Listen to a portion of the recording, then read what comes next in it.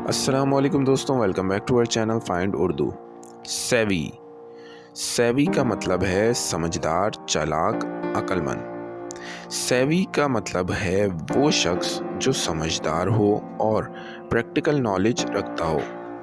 ये अक्सर business, technology या रोज़मर्रा के फैसलों में समझना दिखाने के लिए यूज़ होता है।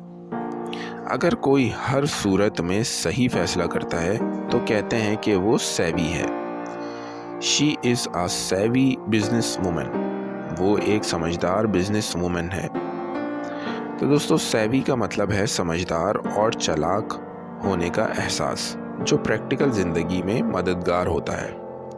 उम्मीद है अब आपको सेवी का मतलब समझ में आ गया होगा। मिलते हैं नेक्स्ट वीडियो में। शुक्रिया।